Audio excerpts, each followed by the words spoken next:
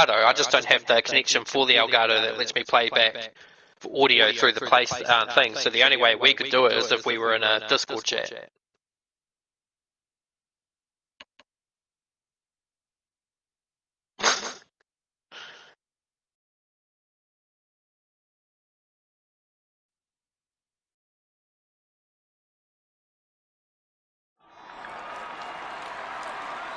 Yeah.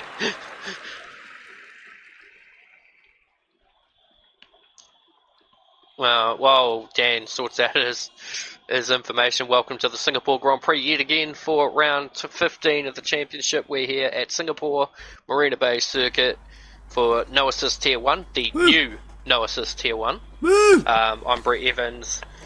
Usually with this is usually commentary with Dan Ware and Gaz, but Gaz's nephew has turned up. Yeah, little bitch.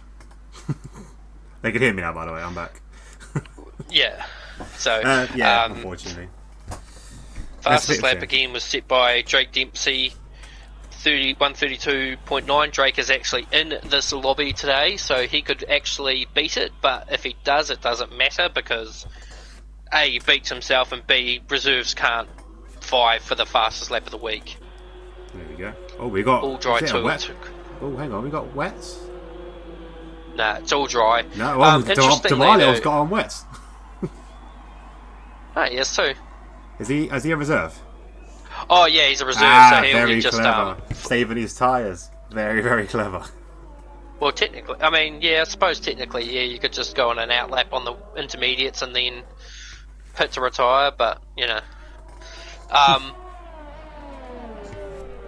Yeah, there was a bit of an interesting discussion in the Assist Tier 1 because Samad had said it was all dry for the sessions, but it rained at the very last minute.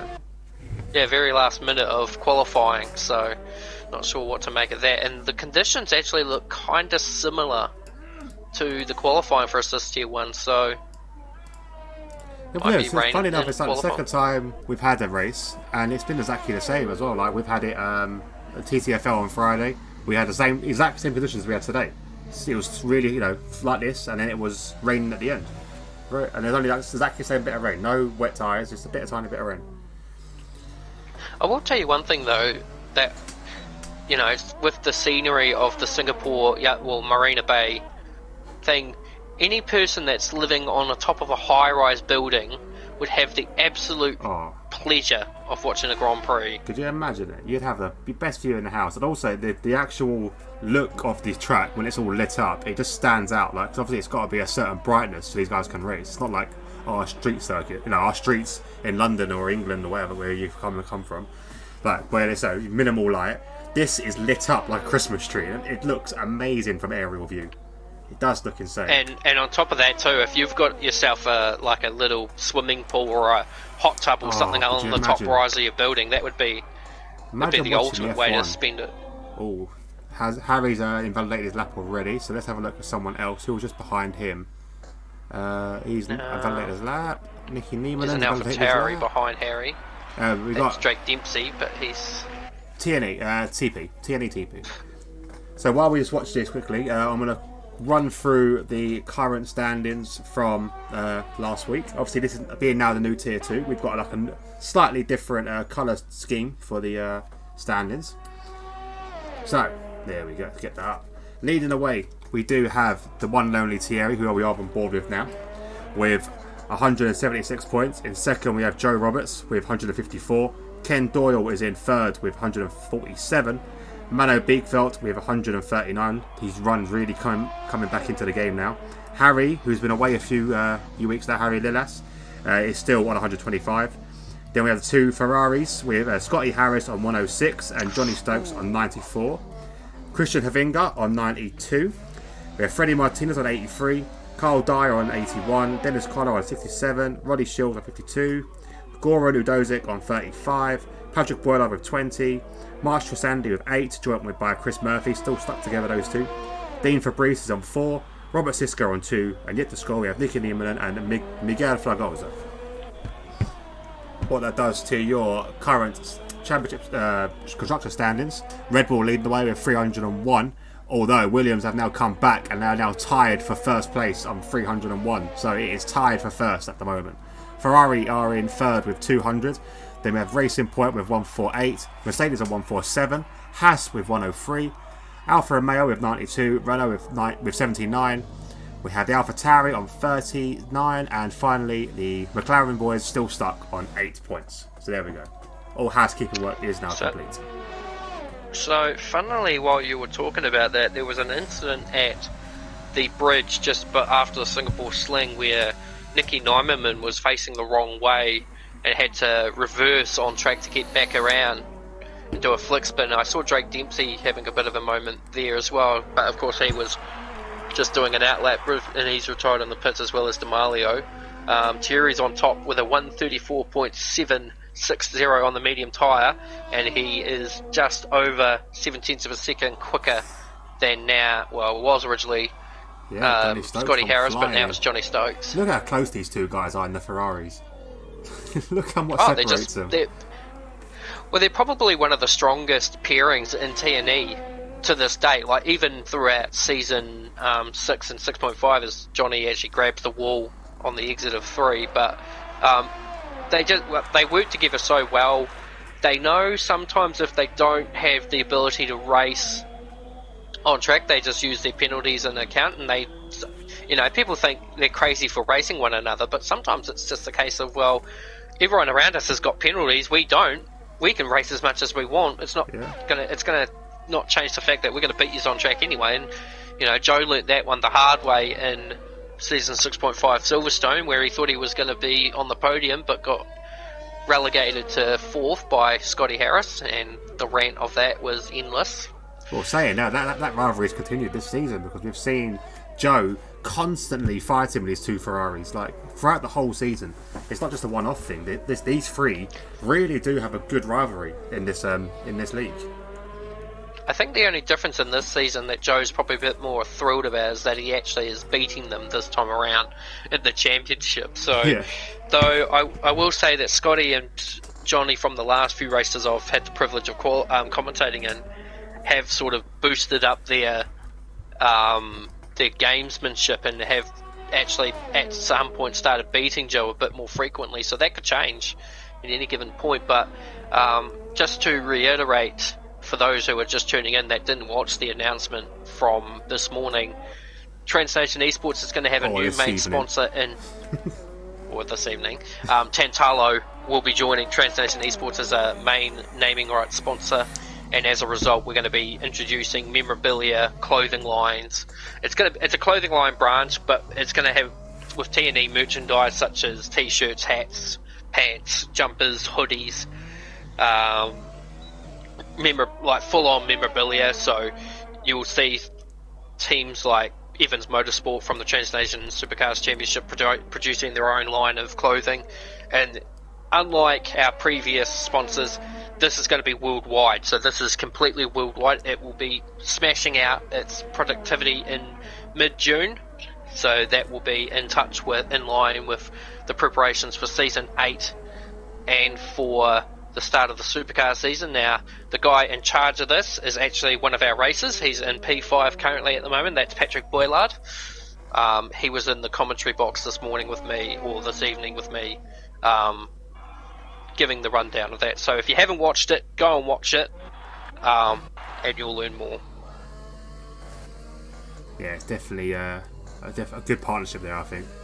Patrick seems like quite a legit guy, and we already know he's a great racer as well. Let me jump on board with Sue. Yeah, I won't push on that. I won't push on the grounds of that, because I sort of saw where you were going with that one. But, I'm going to keep comment. I'm making a comment. That's all. There we go. Trying to go to Nick and Nemo. There we go. Mano's had an off just before. Now, what did Gaz say that corner name was? Best corner name in the world? Padang or something? Padang. Yeah, Padang. So Padang turned 9 before the Singapore Sling, so Mano had a moment just before Padang. And I think one of the Haas's had an off at Padang as well, and that was actually Freddie Martinez, who I'm sure this time back in Season 5 was leading the championship quite comfortably not so much this season, but of course we do have the other announcement. Well, I wouldn't call it an announcement. It's just something you brought up in the Heads Up podcast that next season we will be getting rid of the no assist tier aspect of TNE and replacing it with the Elite Series and the Semi-Elite Series. So the Elite Series is obviously for drivers who don't use assist at all, and then the Semi-Elite Series will be for those who use all the assists off apart from Racing Line. Yeah. Yeah, it should be fascinating to watch that, because we have got a lot of drivers that do race with and without racing line, and obviously the ones that race without racing line think that with racing line is an assist. So they are right in what they're saying. They don't have that in real life, so be good to watch. I would say people go with this constant debate, and I'm going to put this debate to end with this by saying, while it may be considered an assist because it's in the assist menu of the game, it's a visual aid. Yeah. It doesn't help your car. It doesn't make your car better or worse. It doesn't improve your car. It just improves your visual perception of the circuit. So the only reason it's called an assist is because they weren't going to go and make another department on the game's pause menu called visual aids, because that would literally Whoa, be sorry, the only Gaz, thing we've got a crash. Sorry, Gaz. Sorry, Brett, we've got a crash. Ken is out. I am so sorry, Dan. I've left you for Brett. Oh my God, I'm the massive jinx again. I was just flicking over to see how Ken was doing after Harry invalidated his lap, and Ken lost it. Oh now, no! Let's see. Oh, he's fully facing the wrong way. Facing the wrong way. And then as his car disappears, the missing wheel, the dislodged wheel, sinks into the circuit. Never to be seen again.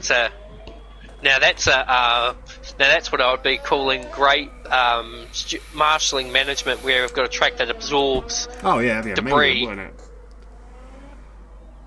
That's what you get. That's what you get, Izzy. Izzy literally messaged me and said, "Sorry, Dan, I'm leaving you for Gaz." And then a second later, I used my jinx power and took out Ken. That's what you get. That's what you get, Izzy. Anyway, he's just on board with Patrick Boylard in a minute. So at the moment, I'm just going back to Harry, actually. Harry is struggling. He's had 2 attempts to set a lap and invalidated every single one. Could he start at the back keep in mind on this exactly the same thing happened to Amar in the race prior, and he came back through the field and finished a credible third. Funny enough, I actually asked about that of Amar. He seemed to love the thrill and love the challenge of it. Well, you wouldn't be playing the game if you didn't, really. That's the bottom line of it, and that's really what it stemmed down to with No Assist Tier 1. The original No Assist Tier 1 is that a lot of people just didn't like the idea that they couldn't win races anymore, or they couldn't fight for points consistently. I mean, I'll be honest to say, a lot of them gave up on the idea that they couldn't beat Andrew Lee, but that's not Andrew Lee's fault. He's just on the top of his game. He's TNE's best driver. He's won 3 championships. He's broken the threshold of TNE champions. So, every time somebody won 2 championships, they either ended up not participating in the next event, or they didn't make it into the cut for the next year. So, for example, I won the first 2 championships back in the 2017 season. I struggled massively in Tier 1 in season 2 and ended up moving back to Tier 2. Then the Tier 1 champion after that was Daniel Vale, Table Clan. He won 2 on the trot, but then he never contested season 4. Bailey Ford won the 2 seasons of 5 and 6. 4 and 5, sorry, and then subsequently didn't contest after a few races after 6, and then Andrew Lee came and won 6, 6.5 and 7. Bloody hell. If I've just got... So who's our current champion for assists? Sorry.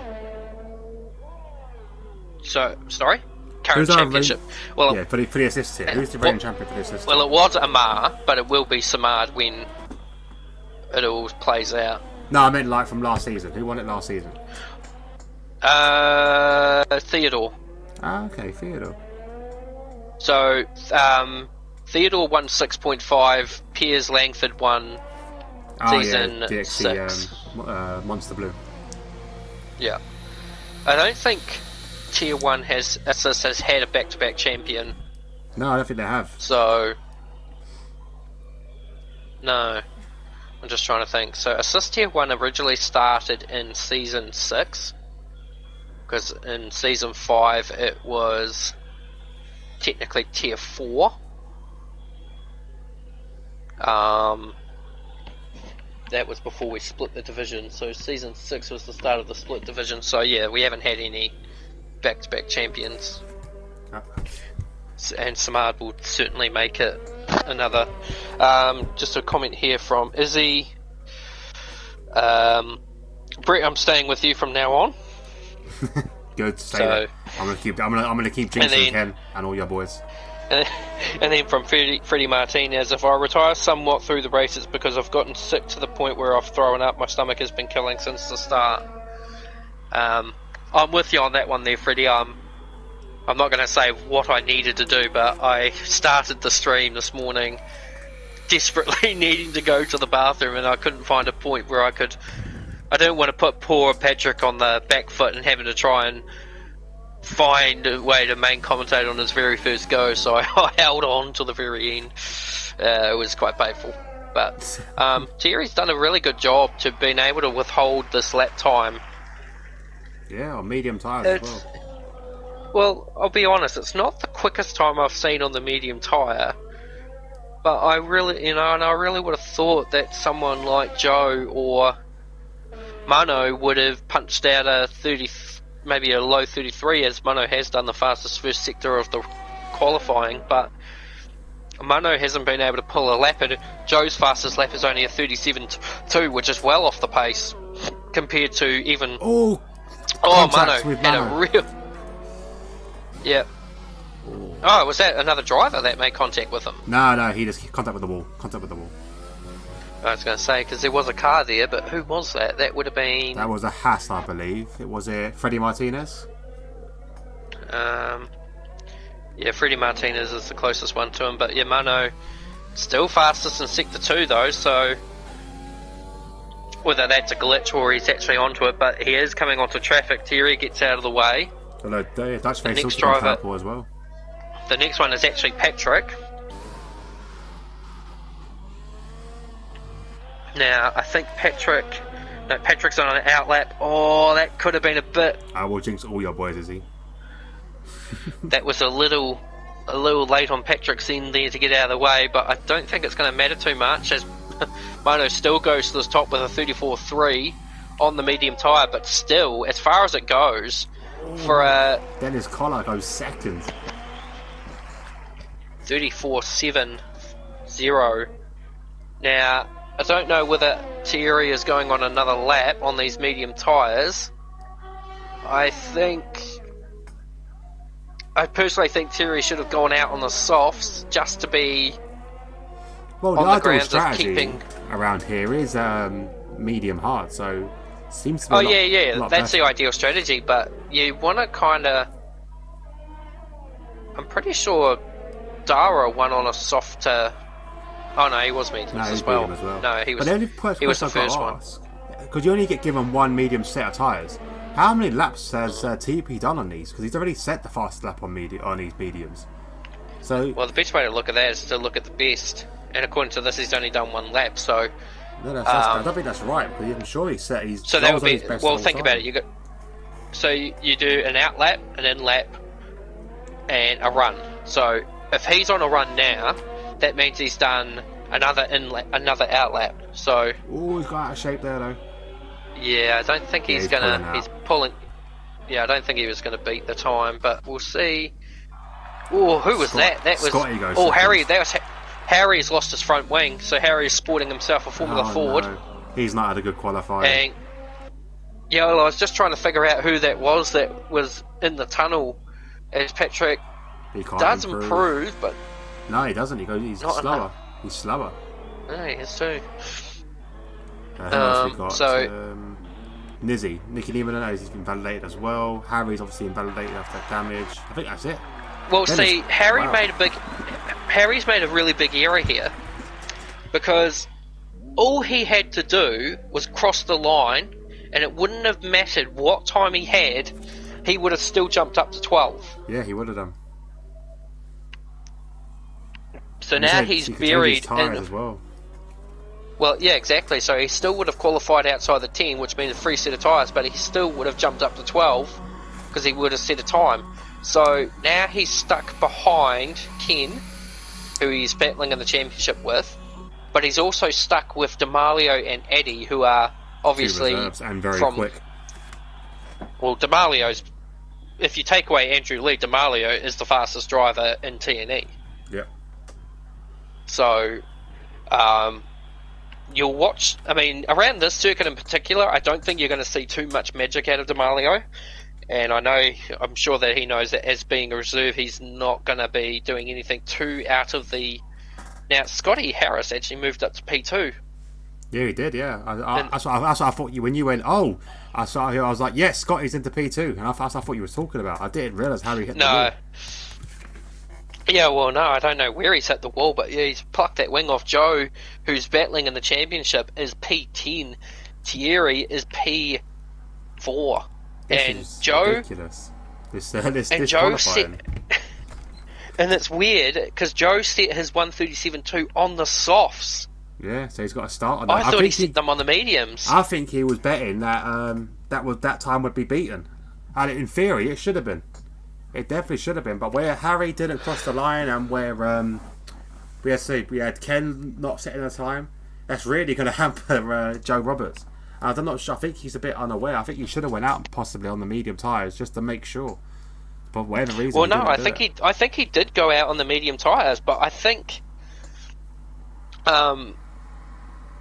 he just couldn't put the lap in to beat the time. But he probably was hoping that someone might jump ahead of him, so he'd start 11th, which means a free range of tyre. But the problem around this, I mean, you knock the strategy around by saying being on the mediums is a great strategy. It's no good if you're buried in the field. No, definitely not. You look at Mano, he's pole position on the medium tyres. You've got Terry, who's P4 on the medium tyres. So you've got two soft tyre runners in between them. So, for Mano, his best strategy would be that if the two soft runners have got more pace over him at the start, let them go and do your own race. Because at the end it's going to come back to you because they're going to have to pit for the potential 2 stop, whereas these guys are potentially only needing to do 1 stop. Yeah. So let's have a look at the tyre choices everyone's gone for. So we know about the top 10.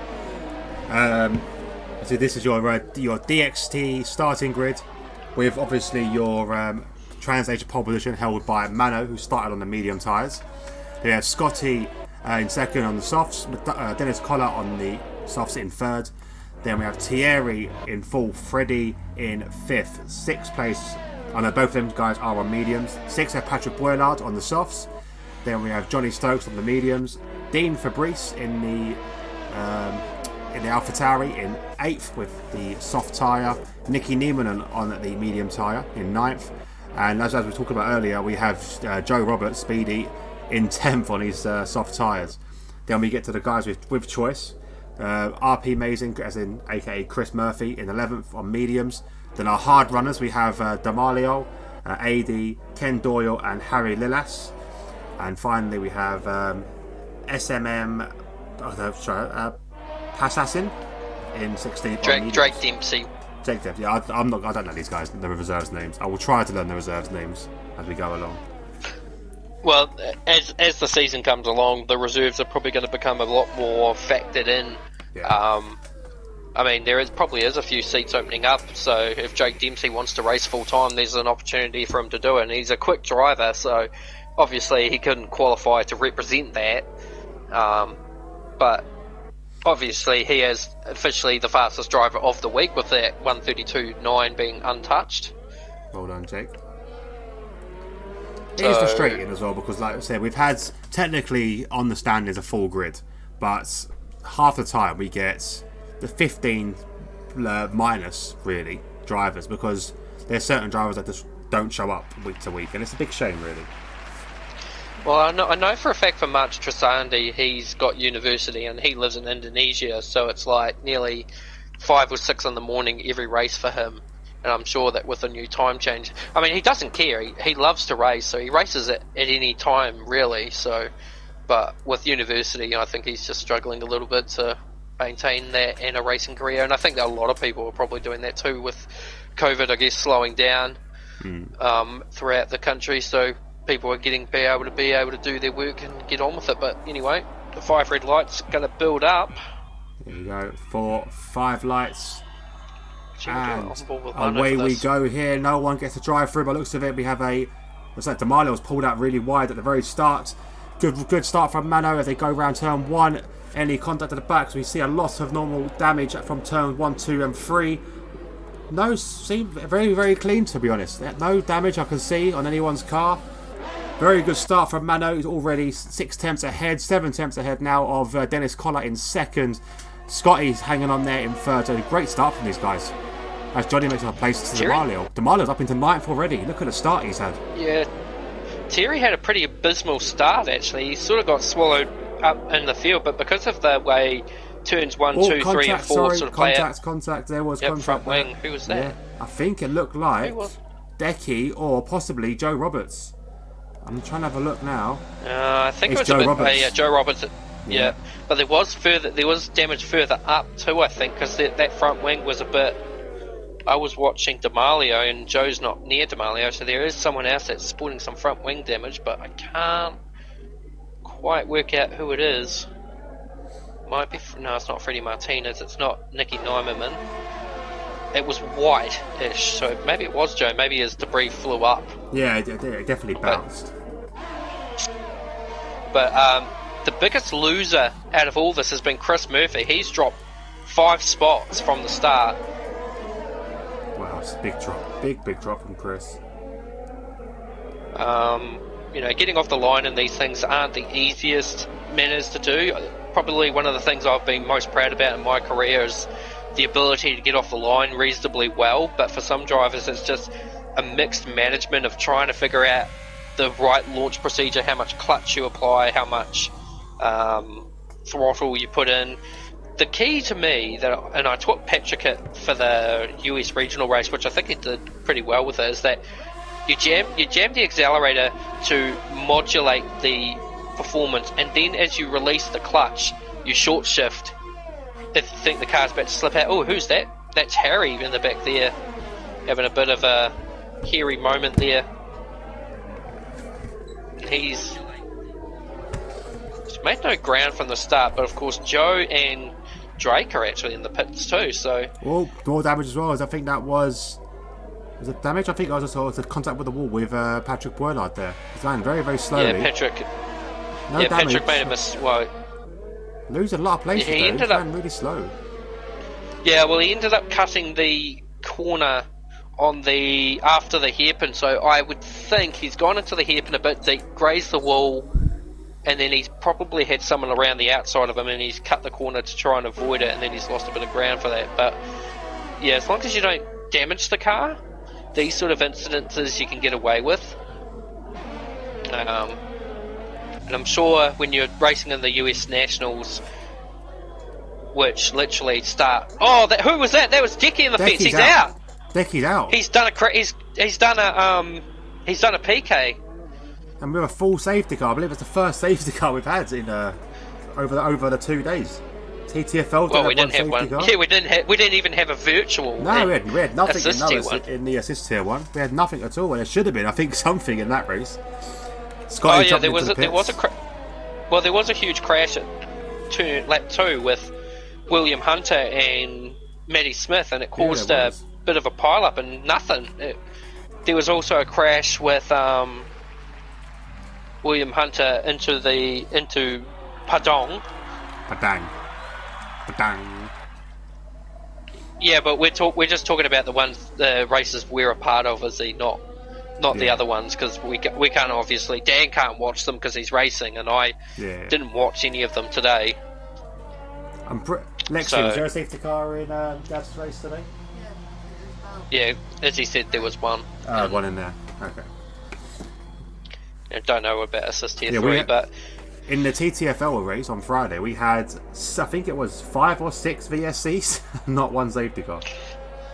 Now, I was going to say that through this all, Dicky's crash seemed a bit sus because it was going to be aiding his teammate who pit. Well, Drake's pitting again, and in saying that, you can't necessarily call it a Crashgate aiding situation because Drake's not even a full-time driver. So. No, exactly. And Decky's not one of these drivers that do this. Well, it would make no sense because if a full-time driver crashed out deliberately to help their reserve driving teammate get up the field, that would be very backwards thinking. Yeah, it should be the other way around if anything. Well, yeah, yes and no. I mean, we did have we something don't sort condone of like. this. Well, we don't condone crashing out deliberately by any which way of the imagination. It's just, sometimes as commentators and this is probably something that we need to address as commentators, is that we can't see what's going on in the party chats or what's going on with the person driving the car and these things. So if we see a crash that looks suspicious, or if we see an incident that looks deliberate, of course we as commentators are going to naturally assume that. Oh, 100%. Because 100%. As I said, it's, we can't see the details. No, of course. It's like in real life as well. So when you're watching the real F1, if a car crashes, like for example, I'm trying to think, not a deliberate crash, but say a deliberate mistake, or like I'm trying to think of the person it was. I think it was Alonso, when he stayed in the pit lane too long and Hamilton got held up. Obviously, he's never going to admit to that. Also, as well with Bottas, when he gave Max Verstappen that slipstream in Russia, Bottas will never admit to him doing that. But as commentators, you realise what he's done. Everyone else knows what he's done, but yeah, you're a commentator. You're meant to comment on the race and what you think, on your opinion. That's what the whole point of being a commentator is. You're not going to be right 100% of the time, but it's your opinion. And we're not always saying it either to be assholes or we have a personal biased opinion on that people, because it's like anything. There's people in this race that have got the TNE tag on them, so obviously people are going to assume, if they're in the TNE league, they're going to get away with a lot more stuff. It's actually quite the opposite. I don't know if you do it in DxT, you but get scrutinised more. If anything, well, yeah, exactly. You get scrutinised harder by being in an esports team like this, because you're supposed to be representing a brand and you're supposed to be driving to the fullest of your ability. If you're making silly little mistakes like that, or doing things that gives the league a bad name, you're going to naturally get prosecuted heavier. Oh yeah. 100%. So we've kicked drivers from DxT for doing less. Izzy's made a comment on Rosberg in Monaco during quali. That was the other one I was trying to think of. I couldn't think of that one. I knew it was Rosberg, and I didn't know where it was. Rosberg, I'm not going to get into him because I hate him. He's a twat. Seems the guy's in this. Well, I will give Rosberg the one creditable feature that he at least was the one that stopped Hamilton breaking his record last season, or breaking Schumacher's record last season. He's going to break it this season. Obviously, he's going to break it. Well, no, but I know he was going to break it this season, but at least he didn't break it last season. To quote him, records are there to be broken. So yeah, but it's going to be a time as well when we're in our 70s and there's another young kid now who's like dominating the thing, and we're going to. Yeah, I don't think Formula One's going to survive much beyond 2025. If it does, it's going to be. I reckon if it doesn't, it will hit 2025 and then they'll go fully electric. Ah, okay. And then that will be when the sport dies. E will kind of take over.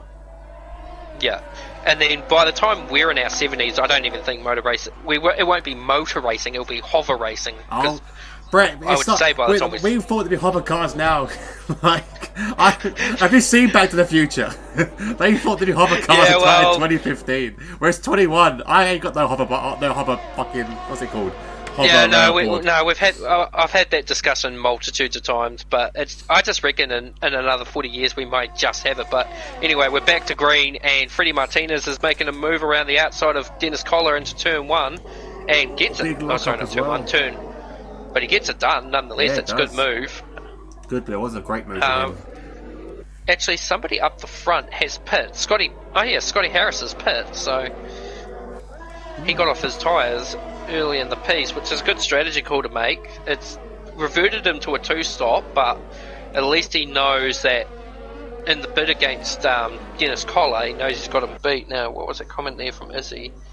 If they bring in sprint races, it'll ruin the sport. Yeah, do you know what? I completely agree with that one. I do completely. I think the sprint races are pointless. As we see, Dennis Collar under attack now from Thierry, who makes a great overtake down the other mini straight, I suppose. Great. It's hard. That's a hard place to overtake. So that's a lot of speed Thierry must have picked up through that straight. I'm going to play a bit of the devil's advocate and say that as a broadcasting standard, I reckon the sprint races will be quite a good thing, because it does give the fans a lot more racing over the week, rather than just having your practice sessions where 1 or 2 cars might come out every 10 minutes. Your qualifying where it's pretty much done in 20 minutes. And then, who was that? That was Johnny Stokes. Into turn 1, yeah, great move there from to overtake Nicky Niemann. Bit of contact there. Well, actually, there was contact initially. That's what grabbed my attention. I think Johnny pulled out wide. Nicky tried to sort of close the door, but didn't realise how close Johnny was to him. Made a bit of contact there. No damage done though.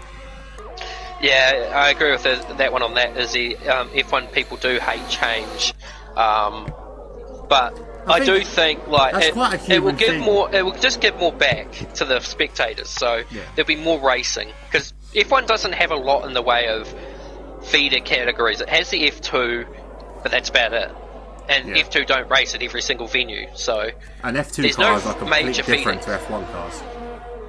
Well, it's not that. It's just that, like with the supercars, every weekend you might have different categories. So you might have the super trucks, you might have the stadium super trucks, you might have the Porsche Carrera Cup, the Formula S5000s. So you have different variety. So at least all the time during the race weekend, there's something going on. There's a race going on. But with Formula One, it's just interrupting again.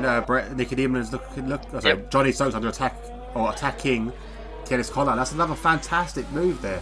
Dennis Collar is starting to fall down with these soft tyres. Seems to be struggling a little bit. Well, I'll tell you who's also contact to the back, through the field as well. I think I saw a bit of wind flying off. The two McLarens of D'Amelio and Eddie Bittenbauer, Linus Stern, have been Linus Stern since the start of the race, and they're just Linus Sterning their way through the field. They're now up to D'Amelio super wide out of the final corner. Yeah, he's got damage on his wing. He has damage, D'Amelio. He does too. Oh, both of them do, and AD as well. They've on opposing sides. Yeah, opposite sides, they've got damage. So these two can work together here. These two can really work together. Well, that's the thing. If they go in the pit lane, they don't need to. One of them just sacrifices their wing. They can just chop off the broken part and give it to the other driver. Oh god, but that's going to be fun to watch, these two guys. Obviously, both these guys are reserves. The fact that they've got this much pace, even on broken front wing, just shows you why these two were no assist tier 1 I'll material. That a little bit. Because I reckon the problem is that on the turns that D'Amelio is running wide on, because he's got no downforce, AD has got the perfect line, and it's vice versa. When AD goes wide, yeah, exactly. So for every hand, yes, they just block each other. They're blocking everyone up at the moment, so that no one can make a move, because on the straights they get in DRS. Oh, never mind, AD's moved out the way. Oh. Yeah, I think Eddie's going to pit this lap, so I think he's just electing to... Oh, this could be ugly. Who was that? That was Harry and Ken. Ooh. And Harry's actually Harry's done a pretty good job to sort of get himself back up into contention here. He's on the hard tyre, so he will be probably trying to fight his way to the softs in the next stop. Drake is up to P9 as well, so Drake, who pit on lap... Well, he actually pit twice. He pit for a new change of tyres and a front wing change, and then he came back in to put on a fresh set of hards. He's up the field. Joe Roberts has dropped all the way down. In fact, Joe pit with Drake and has made no ground. He's stuck in 13th position. And then we've got Patrick Boillard, sorry. He's in the pits now for what I would be guessing is a front wing change, and Dennis Collar, I don't think he dropped. Yeah, certainly didn't drop that far back just from the pit stop alone. Has he had a front wing change too? Yes, he has. Scotty's making a move now on Harry. So strangely enough, after AD let everyone through, he hasn't pitted. So maybe just trying to get out of the way and just race with the... contact again! Oh, what a domino! Oh, it was a game of dominoes right there. That was... Who was that? That was Ken. Scotty's got a lot of damage there. I think Harry's got... Has he got away with it, Harry? Yeah, he has. No, Harry's got damage as well. That was Ken into Nicky, and then Drake into Ken, then Ken into Harry, and then Harry into Scotty. Although, yeah, Ken has got away with it. No damage for Ken. I'm just trying to check now on the back of... I can't see. They keep changing my camera angle. I just wanted to see Jake's card. No damage on the AlphaTauri either. Just Harry, Scotty, Speedy got away with it, and obviously very lucky drivers. Yeah, I think Joe's starting to get the feature of those tyres. Eddie, I think, is starting to possibly contend to the idea that he might need to jump onto some mediums here, or maybe another set of hards, because he's just struggling to keep that car in momentum, whereas D'Amelio, on the other hand, is absolutely flying. I think AD's letting everyone through. I don't think he's fighting, because he's got 100% DRS. He is coming into pit now. I think he was just letting people through, not trying to get in anyone's way, knowing he's to reserve. Well, the thing about it, though, is that, you know, while you're under that pretense of choice, you can still race. It's not like you have to be... You don't have to be a complete child about it and sort of say, oh, I'm a reserve, I won't battle anyone or anything like that. That's not... You know, the rules. There's only 2 rules to reserving. You don't qualify, and you retire after 5 laps. It doesn't say anything about not racing your opponents. As long as you're not pushing them off the track and ruining the championship, you can race them. Yeah, of course, 100%. It's like there was a conversation that happened in the US regional department where people were having to go at Michael Pollan because he had to go at a driver for reporting him for an incident that, in my view, was only a racing incident, because the reason is that the guy who reported him is a championship leader, loves to win sort of person, and Michael Pollan, who's not usually up the front, was up the front and he got his elbows out. So, you know, I agree with Michael Pollan on this account that, you know, all these faster drivers need to stop whinging and moaning about, you know, the slower drivers being up the front. That based on strategy, and you've got to understand as well that you're gonna be a target to these drivers as well. We saw it in the assist tier 2 with me and Raukio, because we were fighting for the championship this season. Before we moved up, other drivers would really defend, because they want to defend. They want to say, "Oh, I'd give him a hard time. I defended against the championship leader." So you do get targeted, and you've got to kind of accept that. To some extent, you can't just keep putting in incident after incident after incident. Obviously, they go too far. It's just more along the lines that, you know, you're reporting people that might be slightly aggressive towards you. It's not because they want to take you out; it's because they're trying to race as well.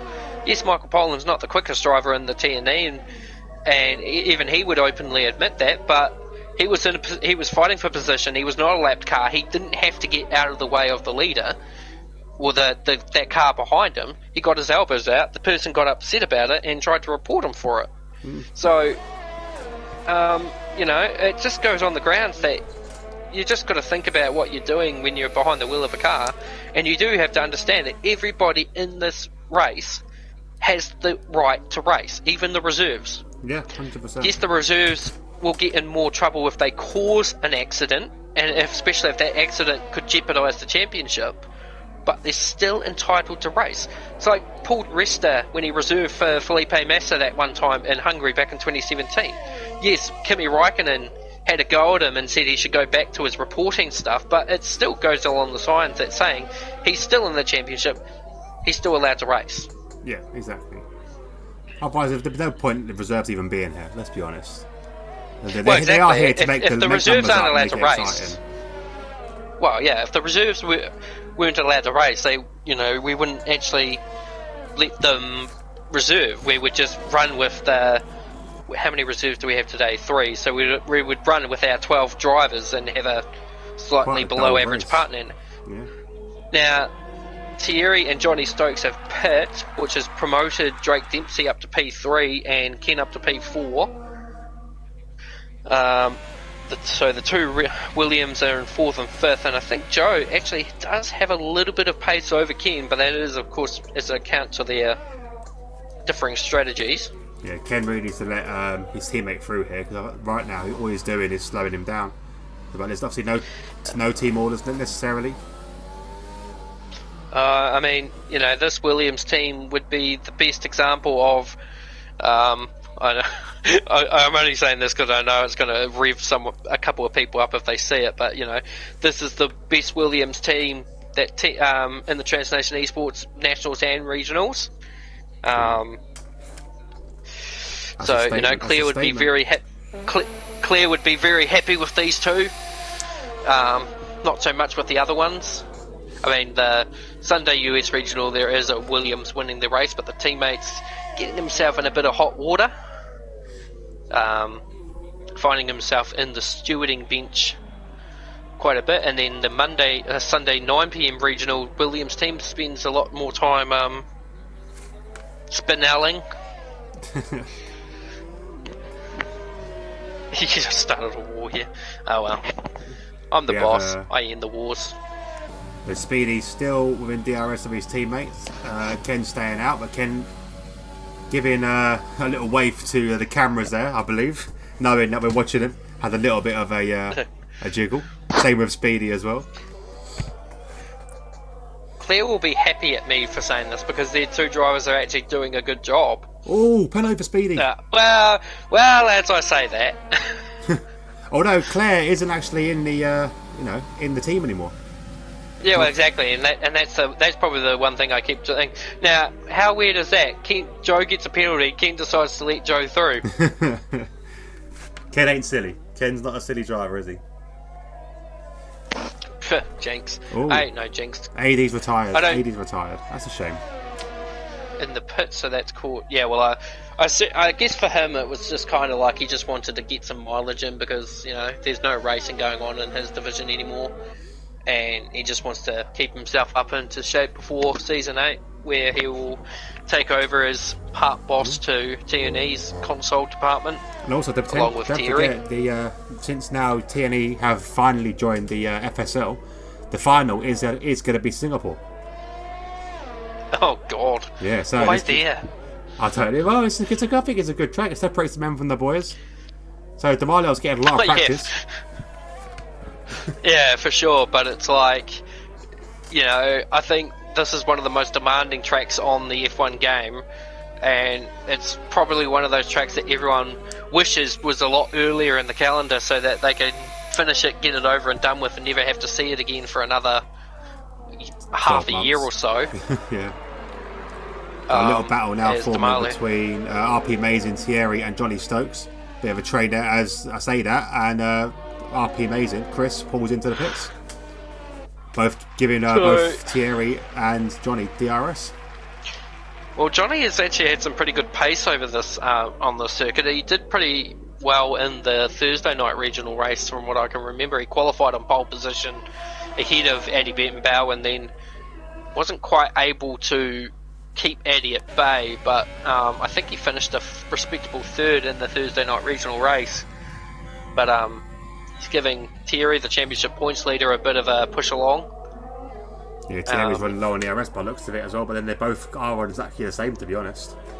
So it's an even game at the moment. The interesting thing about this is the strategy play as well, because Joe Roberts is going to have to pit again. There's no way he's going to get to the end on those medium tyres. Thierry doesn't. He's just pit for the first, for his hard tyres. So he's going to be able to go to the end on this set. So once this all plays around, as long as everything stays in play, Thierry's going to extend his championship points lead again. Now, as I said in assist tier 1, he actually makes a mistake and Johnny sives his way through. And behind this him championship as well, now, his teammates doing the same thing as well, eyeing up Dennis Collar. This championship is vying for position, so this is a world championship now, as Johnny picks up a 3-second penalty and Harry is giving Dennis Collar a bit of a rush around as Mano now pits from the lead of the race, putting Drake Dempsey into the lead, so Drake Dempsey could record his first ever national race in the lead. In these kind of categories where the competition is so close, to be able to score a race lead is usually quite a commendable feat. Antonio Giovinazzi proved that a little bit in 2019 when he became the first non-Ferrari, Red Bull or Mercedes driver to lead a race. Yeah, he did. And there we go. There goes Harry past Dennis Collar there. Good move from him. So just keep in mind, though, that where they are, Dennis is going to have DRS, so Dennis could still come. Did he bounce off the wall? Yeah, I think Harry did hit the fence, but I think he hit it in such a square manner that it just didn't do any damage. But no, Dennis wasn't able to use the DRS to his advantage. So I think through this all, Scotty's been the biggest loser out of the whole front field due to the fact that I think, I'm just going to check a race director on this because I think he's actually made another stop somewhere. No, he's made another stop. So he pit under safety car for the mediums, and then that's right, yeah, because he was caught up in that domino effect with Harry and all that, so he had to pit again. But now he's under attack from D'Amelio, who's got a fresh set of mediums and a front wing. So now D'Amelio is going to be really flying through here as he goes up the inside, heading into the Schumacher bend. Great move we call it the Schumacher bend, as Michael Schumacher spent at least three of his 4 seasons in Mercedes crashing into the back of other drivers down there. It was funny because he did it back to back. He crashed into the back of Jarno Trulli, I think it was, in 2010, and then he crashed into the back of Sergio Perez in 2011. So we see back marker getting out of the way there, Patrick Boillard. So everyone's quite Patrick would just be wanting this race to be over. Yeah, Patrick must be in the worst place right now. Obviously, where he's sitting at the moment, he's currently in 11th place when we want to take out all the reserves. So it's still not enough for points at the minute.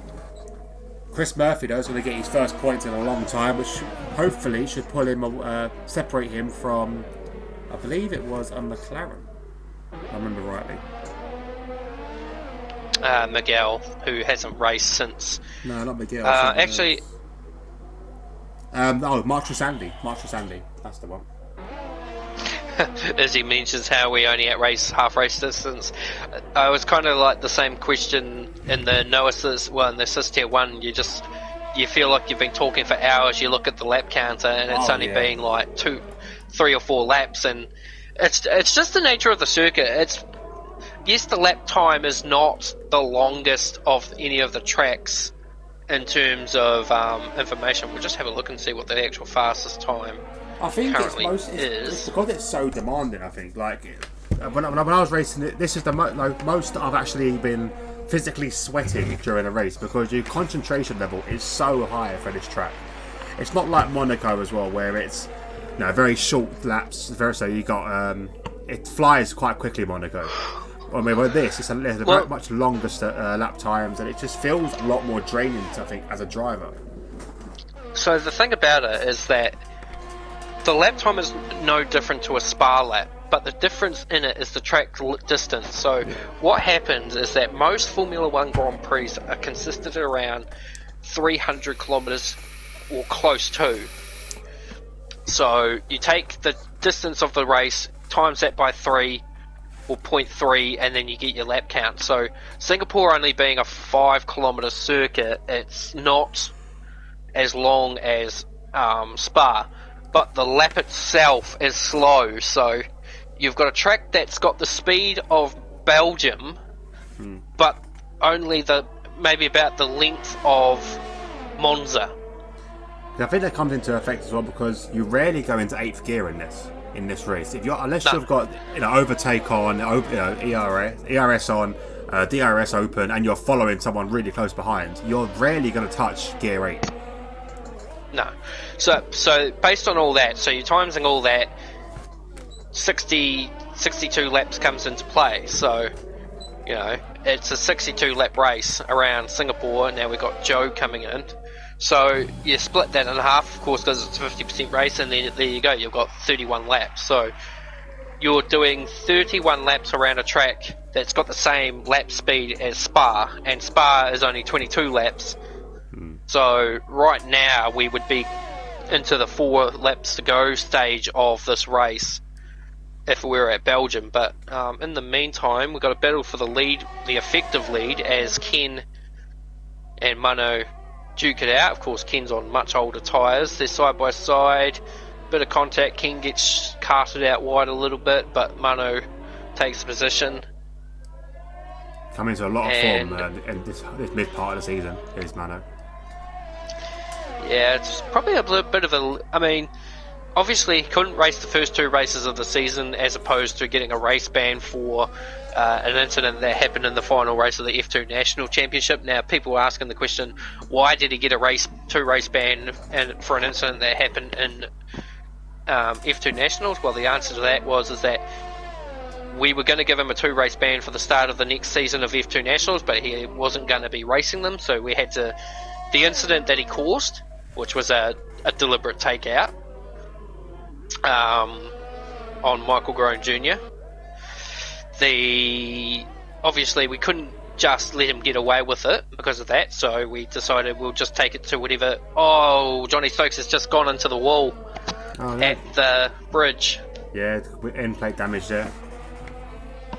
So I'd imagine he's coming in, but yeah. So we elected to say, well, if you're not going to race F2 Nationals, we'll just take it out on you in your no assist tier 2 race. So he missed the first 2 races, and yeah, he's been on a bounce back. But I just don't think he's got, unless he wins every race now up till Abu Dhabi, I don't think he'll be in the championship shout.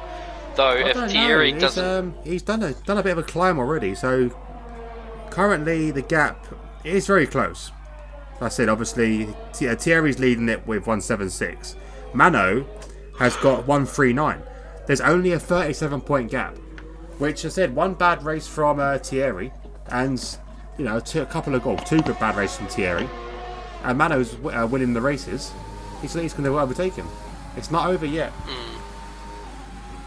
Of course, we do head to Russia next, which is a completely different ball game of track versus Singapore. You've got a tight, enclosed concrete canyon of a circuit like Singapore, and then you go to a wide, very open, tight, twisty circuit in Russia.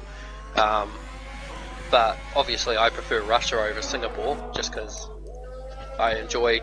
Oh, and Nizzy in the pits.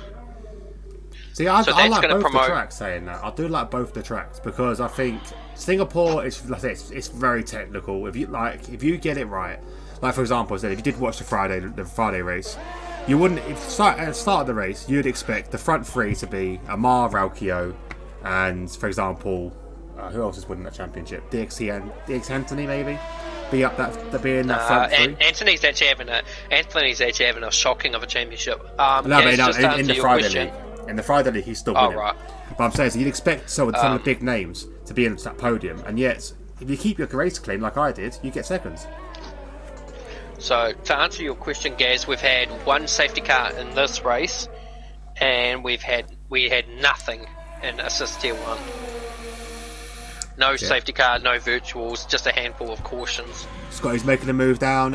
Dennis Collar gets into turn 1, very simply does that. Slows the car down nicely as well. Might have picked up a warning there, just like he did run a bit wide. He's got a glitch.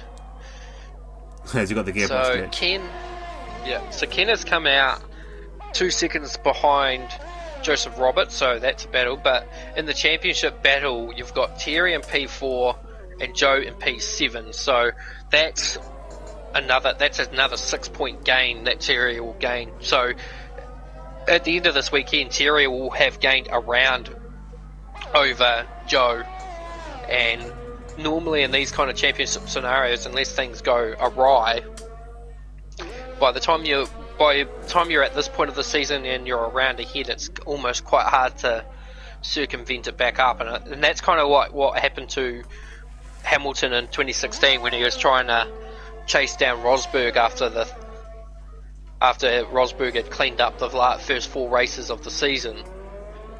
So when you get that far ahead in the championship, it takes a while, unless you're having really, really bad races. Like Rosberg did in Malaysia, but of course Hamilton then had a DNF, which didn't help his cause.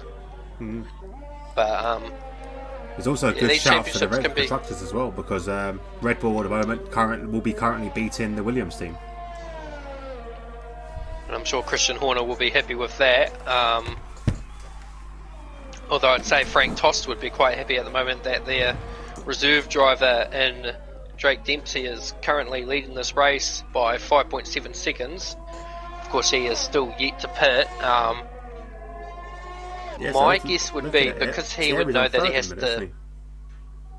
Yeah, so based on this, because I think Drake knows he has to retire at the pits with 5 laps to go, or there or thereabouts, he might be just trying to take these tyres all the way to that window so that he can then just pit and retire without having to make another stop, which would be pretty commendable in its own rights. But no, Drake's a good young kid. He's the only driver at the moment who can battle with Andrew Honda in the US regional races on Monday nights. I think he's got the ability to go far. He's only 14 years of age. He's already outclassing his experienced teammate in Michael Garone Jr. People were talking about what kind of drivers these people would be in real life Formula 1. Well, Drake would definitely be the Charles Leclerc to Michael Garone Jr.'s Sebastian Vettel. I've been on board the last few laps with Speedy, and he's really started to reel in Harry now. Those fresh mediums coming into their own. The gap now within DRS 8/10 as they go around the last corner. Yeah. You see, I don't think Harry's going to be able to go the distance in terms of the tyre management. So I would expect to see him probably come in at the end, or near the end, to put on some softs that will help him then go to the fastest lap. Now, I know Harry likes to play a lot of mind games with his opponents, so mainly in particular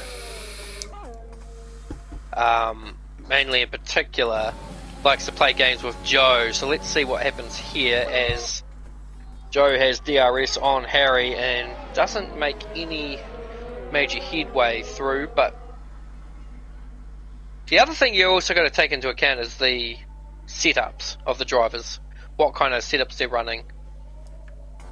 Yeah, definitely. I think a low downforce setup is good for this track because it's difficult to overtake around the corners, and the straights are the only really place you can get a look in.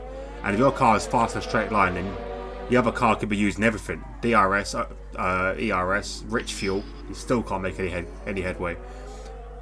But these two Williams boys are trying to get past Harry as quick as they can because they need to, really, to make use of their medium tyres. And Kenan, in the off chance, just needs to make sure that these two have an off so he can slip through, even though technically he's got the edge on them both because he's got no penalties to his name, whereas Harry and Joe both have 3. Oh, Marlio's... Jake's pitted? Jake pitted? Drake. Sorry, Drake's pitted. Yeah, think Drake and Josh. Ah, yeah, Drake and Josh. I thought the accent was to Jake. No. D'Amalio's had a pretty quiet, uneventful point from this moment on since he stopped, so he's kind of played it out a bit differently. Now, I think Joe had a look. Yeah, Harry defended that beautifully there, but the exit he got out of turn 1 wasn't the best, so Joe has a little look. Needs to get a good run out of this corner now. Oh, I think Ken's going to seize an opportunity here. There we go. I'm going to ride on board with Ken here. Ken's going to go for them both. Oh! Yep, and Ken gets them both. The guy's side by side. No, Joe's he fighting doesn't. on the inside. Joe needs to be careful. You've got Harry literally standing there waiting for a mistake, and Harry has to back out. That could have ended nasty for the two Williams boys there. I think Claire was pulling her hair out right there. And I think Frank, for the first time after his incident, might have actually leapt out of his chair to scream at them to settle their shit down. Of course, shouldn't really make jokes about Frank like that, but you know, I would be, if I was the team boss there, I would have been screaming at them to. Yeah, he's giving Izzy a heart attack, Ken is, but yeah, if I was the team boss of Williams, I would have been screaming at them to settle down. And Drake's actually. Yeah, I didn't insult the injury for Harry. Drake's got past him as well. Well, Drake made it look easy. Yeah, he did. As Terry's now picked up Thierry with another penalty there as well. So Ken looking quite good. He's 10 seconds down the road from more than that. Actually, saying that actually, he's 14 seconds up the road from Thierry. Where's the penalty situation? Let's have a look. Yeah, it's 3 seconds for Mano, 6 for the top 3, including D'Amelio. Ken with nothing, Drake with 9, 3 seconds for Harry and Joe, and then it's 3, Johnny Stokes, Chris, and Patrick. Yeah, I think he's a bit off the pace to worry about penalties at the moment. As Drake's dispatched Joe quite easily. Now he's looking to take the next Williams ahead of him. I don't think Joe will be too thrilled with that, but as it goes, that they're entitled to race, and Drake's actually giving Ken a bit of hassle here. Drake's just got to be careful because remember, it's like you say, these are championship contenders that he's racing against, so he can't do. He needs to be sure he doesn't do anything that will put Ken in the fence or put Ken off to a point where he makes a critical error, but he just needs to bide his time a little bit because he's got the speed, there's no denying that, and Ken knows it, so... Yeah, Ken goes to defend. Well, I don't think he actually was. I think Ken was just basically... I think Ken opened the door and said, Drake, just go. No, because if Ken was defending... Yellow flag? Who is that? Is that Patrick? Oh, never mind. Yeah, that's Patrick in the... Yeah. Oh, yeah, he has had a spin, though. He has had a spin. Well, he hasn't... Well, I don't think he's spun. I think he's gone down the escape road. And then... Because he was with Mano, so I think Mano, he might have been trying to get out of Mano's way. No, that wasn't Mano. That was Chris. That was Chris Murphy. Has he been lapped by Chris Murphy now? Yeah, so Drake... If Drake had done anything, he would have faced the wrath of Izzy. Her words. In fact, Drake is now pitting again, so he's going for the soft, so he's obviously going to try and take the fastest lap, which doesn't really make any difference, but any which way, he'll just do what he can with that one. So Mano with a 6.4 second lead over Freddie Martinez. We haven't actually talked much about Freddie today. He's done very well up the front. Same as Mano as well. Kept themselves very quiet. Very close. He's only 6.5 behind Mano. So bearing in mind, obviously, looking at the penalty system, Mano is fine with penalties. He can afford to make another mistake and another 2 after that. Before he feels the wrath of Freddie. But he's done well. That's it. It's one mistake from Mano, and Freddie's there. And D'Amelio will be reaching the pinnacle end of his tyre life on the mediums, but there is only 6 laps left to go. But even then, I don't think I'd be taking mediums 16 laps on the verge of the thing. But D'Amelio will probably pit this lap anyway, as per the national rule. Although, in saying that, he is technically out of range of anyone, so... If he didn't pit, it wouldn't be the end of the world, sort of thing. Yeah. I'm sure these guys, they know what they're doing. They'll be respectful, I believe, to the drivers. Well, technically 5 laps. Well, actually, no, sorry, that's my bad anyway, because it's lap 25, so it would be lap 26 when they pit. Harry's pitted. Yeah, those mediums were never going to go any further than that. Like you said, so he's going for soft tyres, losing to Scotty, Johnny Stokes, and Dutch face there. So big point shots for Harry, but like I said, he was never making it to the end, I don't think. So with Drake and D'Amelio, that it will still put him up to P9. But yeah, I'm sure based on the strategy, I think obviously that wing damage that he got from the Constantina effect, that was still trying to figure out where that all started. Yellow flag, that's Patrick again, I think. Yeah, it's spun again. Yeah, that in the Haas, which is quite fitting. The new Mazda spin. No, that's mean on Patrick. Whoa, he's got again. Oh no, he's got again. Oh, he kept it off the wall. Wow. Frontwardly, he kept it off the wall. The rear end's gone in now. Oh no! Patrick! Eek. Oh, that could have been nasty. Oh, sweating. And it would have been the first time we've seen a back marker ruin the race for someone else. Happened to Amar well, a few times before. Well, I bear guilt to it myself too, on the account of what was it? Season 2 F2 Nationals. Andrew was fighting Mackenzie for the championship. I was struggling in the back, and it started raining. I stayed out one lap too long, and then it was at Brazil, and then just at that kink. You just added it. You're making it worse. Yeah, the kink across the hill. I spun, and Andrew just basically steamrolled into me, and I killed his race. Jeez, I bet he. How many laps did he didn't. No, it was quite early in the piece, but it was the feature race. Oh. So the maximum point event, and he still won the championship, but he didn't talk to me for 2 weeks. Oh yeah, I don't think I would have done either, to be honest. We see D'Amelio possibly making a jump on Thierry. Yeah, that's come from a long way.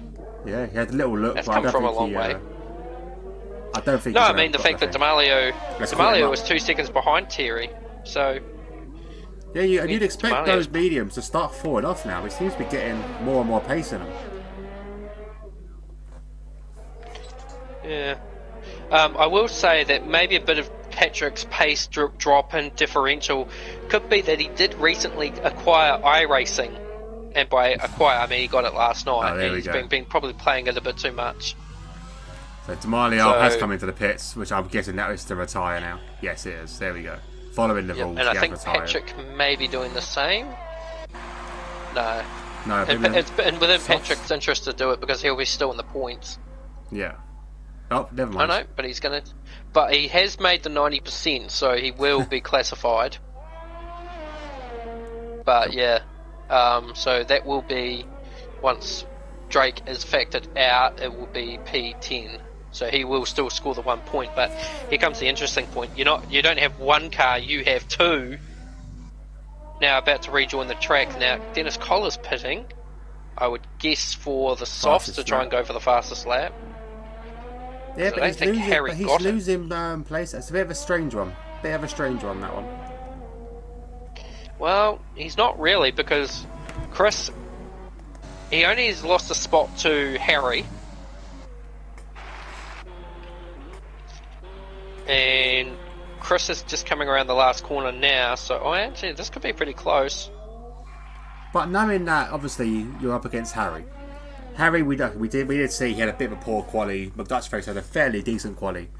Harry normally is a lot faster driver. If you see Harry's put on the socks, what you think? Do you know what? Harry's probably going to take fastest lap. I'm not going to bother touching it. Well, here's the thing though. Harry's been on these tyres for a lap now, and he didn't beat it. So. But in saying that, he did have to try and beat D'Amelio, of all people. Yeah. So, D'Amelio's fastest lap was a 1:37. A 1:37. Harry's fastest lap is a 38. Yeah, 38.1. Yeah, very, very, very quick time there. So that I don't think that will be beaten, but it will go to the next driver with the pace differential. So Patrick, hard luck there, buddy. Hopefully Russia will be a bit of a better run for you. So the gap at the front, 8.5 seconds. So Mano has absolutely, he's doing it's a Dara performance at the moment, though not quite as big of gap as Thierry picks up another penalty. That's going to start actually really eating into his. Well, yeah, he's only 9.5 seconds ahead of Ken, but he's only got 9 seconds of penalties. So Ken only has to make up 2/10 of a second. He's on the podium. There we go. 1:35 from Drake there, the new fastest lap. I was going to jump on board. I'm on board with McDutchface because he got a fairly good drag there from Chris down that main straight. So let's have a look on his time. Oh, he's slower, a lot slower. Possibly not the time he wanted to make the overtake there. The only major battle happening at the moment now is between the two Ferraris of Johnny and Scotty. Scott has less penalties, but on the terms of the tyres, Johnny has a much less worn tyres. In fact, they're almost split apart by double. So, yellow flag. That's it's Drake. Drake spun. Yeah, Drake's had a spin. Yeah, what's he going to do here? Because there's not much turning through here. Yeah, I'd stay there. Good choice. Wait stay for Dennis. There. Maybe wait for Chris. Good choice there. Good choice there. And pretty much now by being at the back of the field, he doesn't actually necessarily have to finish or retire in the pits. No, you don't. Definitely my most painful race from Patrick. No, I mean, look, Singapore's one of those kind of tracks where... Yeah, but it's Marmite. You love it or you hate it. Have you even tried Marmite? Yeah, I hate it. It's disgusting. See, the problem is, and this is the biggest misconception. So people eat Marmite, which is fair enough, but it's the amount of Marmite you put on your toast that is the defining thing. Any amount of Marmite you put on your toast is wrong.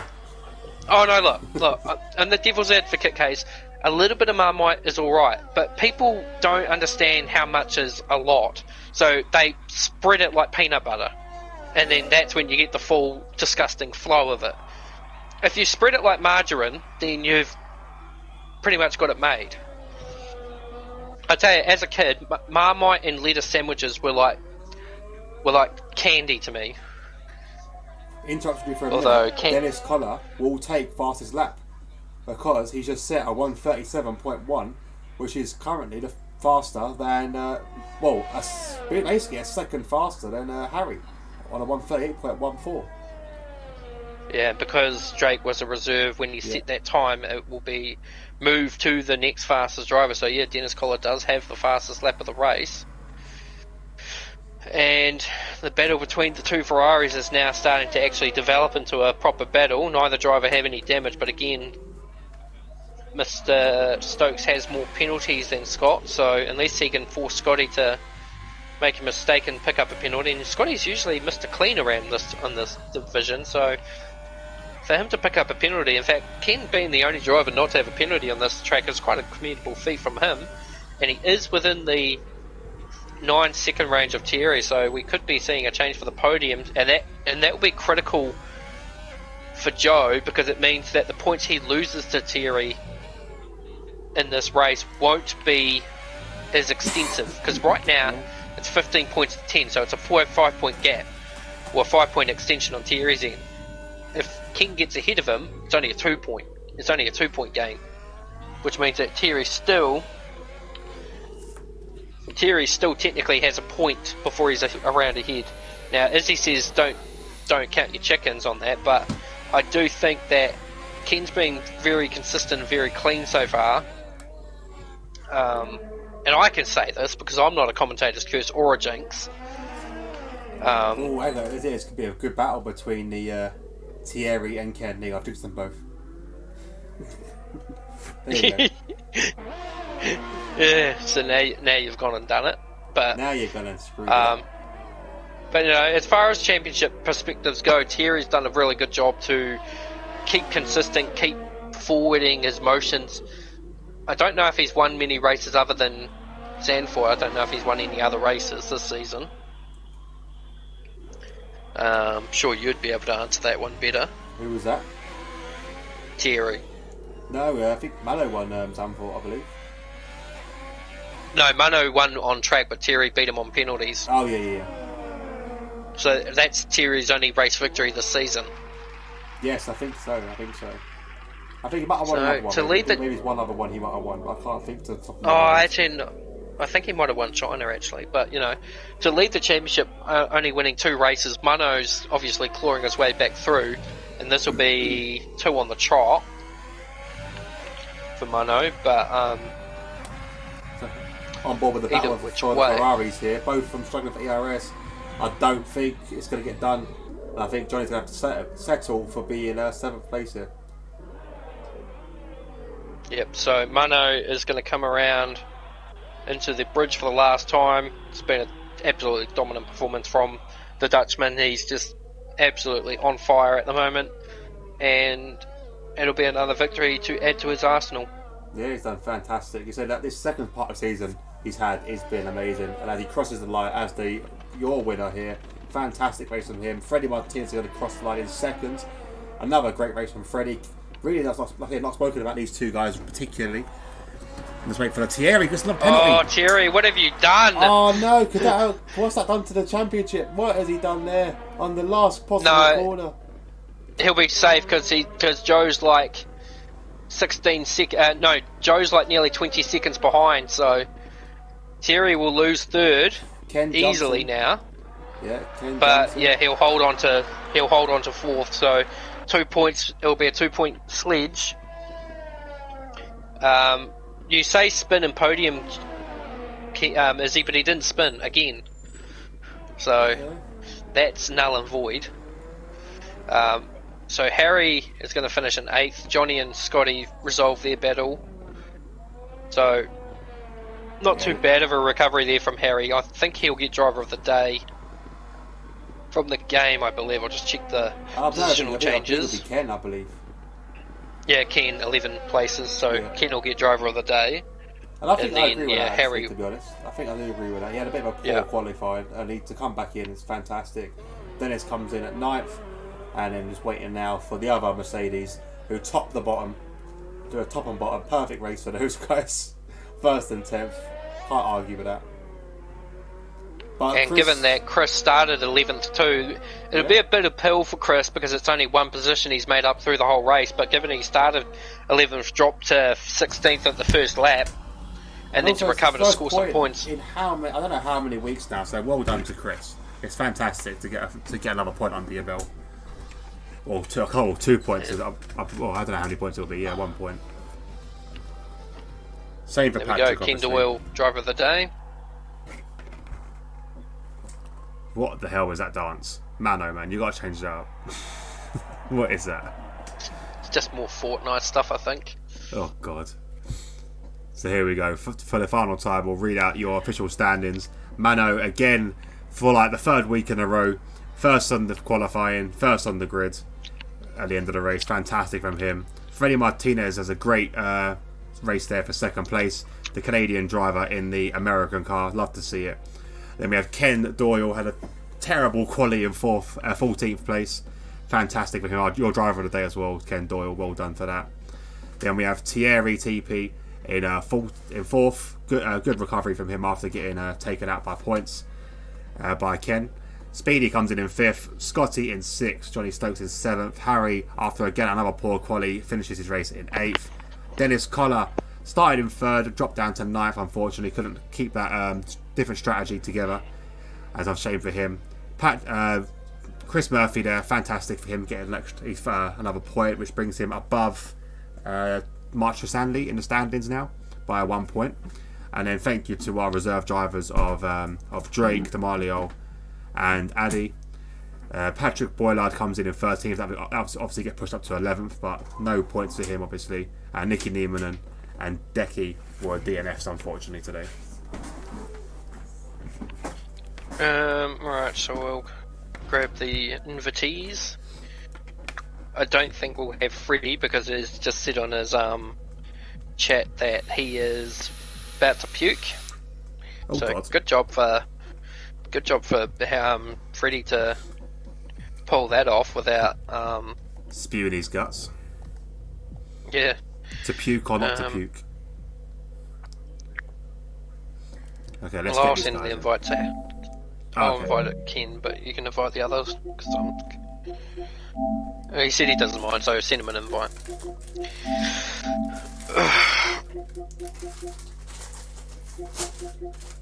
Oh God, I didn't realise the race went for that long. If I'd known it was going to go for that long, I would have pulled out a bit earlier. We only got half an hour for the supercars. Thank you for joining me. It was very nice to have the company. Unfortunately, Gaz couldn't make it. Well, I wasn't. We weren't expecting Gaz to pull one over us, so. Well, it's like I say, I'm more likely to join Tier 1 commentary more if the space allows it, and so far so good in that regard. But alright, so we're here at Nissan Visual Victory Lane. So yeah, so we'll start off with 3rd place. Brett, do you want to lead the interviews? Yeah, sure. So Kennethy, Ken. It's getting, that name's getting longer and longer, by the way. P3, after starting further down the grid than you would have liked. The effect of Mr. Boomerang seems to be applying quite well to you in this race. You had a good battle there with your teammate and a really good overtake when you and him were trying to make a move on Harry coming up towards turn 4. I can't remember what lap it was exactly, but good result nonetheless, and good points for Williams in the bid of trying to hold on to the Constructors' lead. Yeah, that overtake on Harry and Joe almost had a heart attack because I don't know if Harry saw me, but he sort of moved over towards me and had a bit of contact. Thought we were both going to end up in a wall, but luckily we all got through it fairly well. And then, yeah, good comeback from a rookie mistake in qualifying and starting on the hards behind a lot of drivers who were a bit slower and got held up good bit, so I think P3 was probably the best I could have got today with no penalties. Well, and that's exactly it. I mean, in the penalty ground of things, it's quite hard to maintain an ability to drive around with pace and still looking after the car and avoiding the walls, avoiding the curbs, and avoiding those penalties. So you get them as you go. So it's, to be the only driver in the field to not secure any penalties, it must be good to at least know that you were the cleanest driver on track. Yeah, it's always something I try to do because you always see if you don't get any penalties or you get one less than a few drivers, you'll jump a few places at least, so it's nearly worth giving up a few tenths to if I couldn't attract and just taking the corner cut and then ending up giving away 3 seconds in the end. Well, Matthew Green made a comment, never heard Ken's voice before, not quite what I expected. You're lucky, this is the most I ever get out of him. So, Dan, he normally joins the TNE meetings and says nothing. Well, actually, there's a bit of a funny story about that one. Ken, do you want to explain that one? No, it's okay. No, so last week we had a meeting and he fell asleep, but his headset disconnected and he got woken up by me screaming at him through the TV. So, but I'd left the party because once I got no response from him, I just left the party. So, yeah, by the time he reacted to it, I was gone. But anyway, congratulations on that one, and we'll see you at Mother Russia. I still think the funniest falling asleep though is it's got to be Nevo. Midstream, all you hear is. Yeah, you can actually hear him snoring. Anyway, we'll move on to P2 because I know he's probably desperate to get out of here and go and go to the bathroom, to put it lightly. Freddie Martinez, congratulations, P2. Pretty uneventful race for you in terms of you had no real challenge from behind, no real challenge up front, just kind of by yourself, which I guess, given in your current condition, was probably not such a bad thing to be going through. I mean, honestly, I wanted to fight Mono, but the more I pushed, the more my stomach just decided to hate me. So I couldn't really do much there. I had to find a balance between being just ahead of third and just managing that, and that was pretty much what it was. Like, I feel like I could have gone at I could match Mono's pace, but only with like a lap of practice, and then with my stomach issues, yeah, that was not happening. All them G-forces not doing you good. Yeah, the virtual ones. Virtual G-forces. So what is actually? I didn't know you was ill. Sorry, what's actually wrong with you at the moment? Don't mind me asking.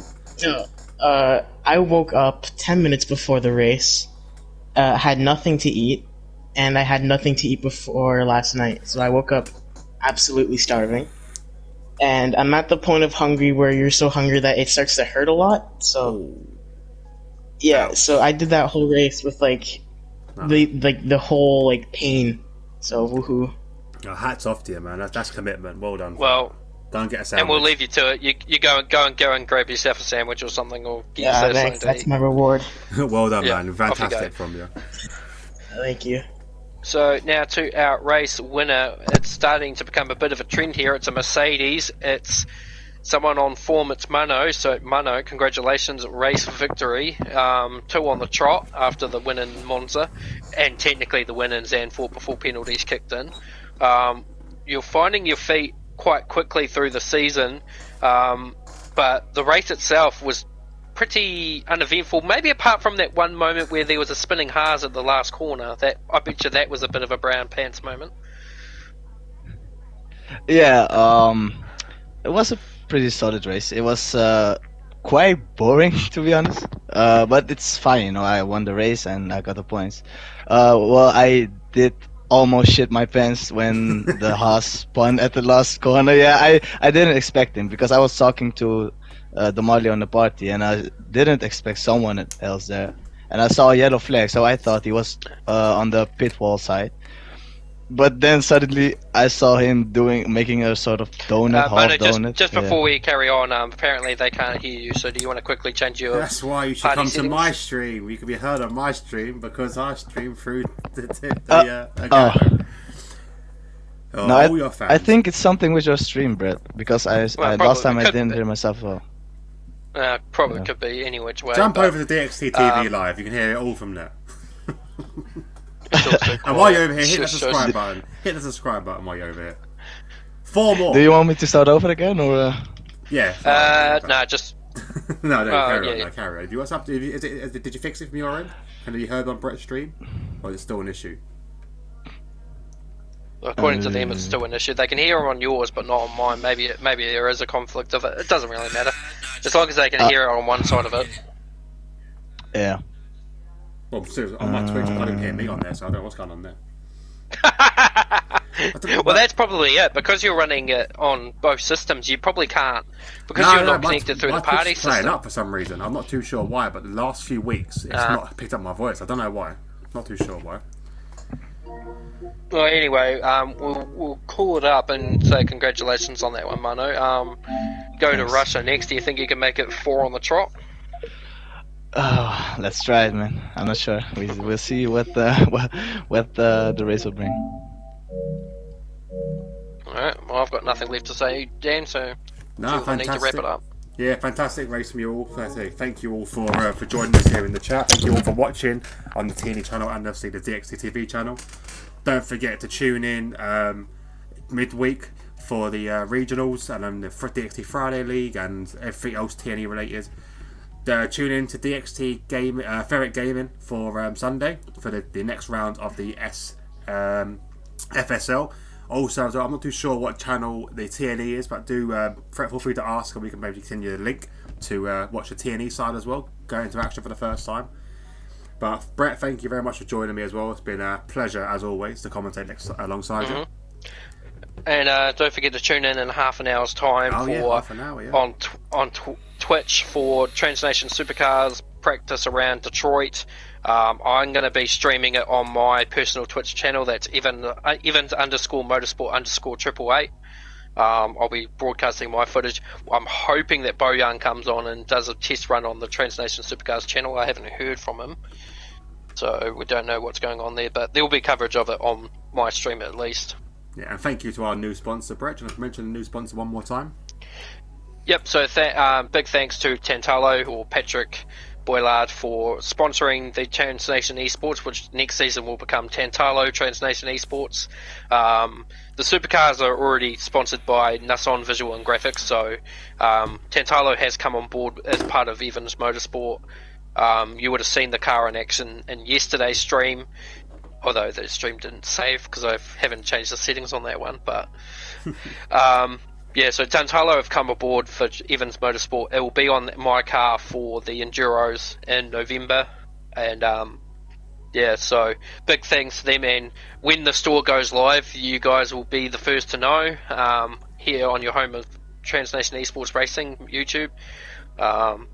And yeah, we definitely, I know Izzy will be there with all her money invested, ready to buy that hoodie she has been so desperately longing to have. So Izzy, you've only got a couple of weeks left to wait, and you'll soon get it. Yeah, and in the meantime, you can go on to DxT TV merch, and you can get a DxT one as well. But yeah, don't encourage her. I will always encourage her. But yeah, thank you very much, guys, for watching. Do tune in with us next time, and we'll see you there. Thank you, and good night.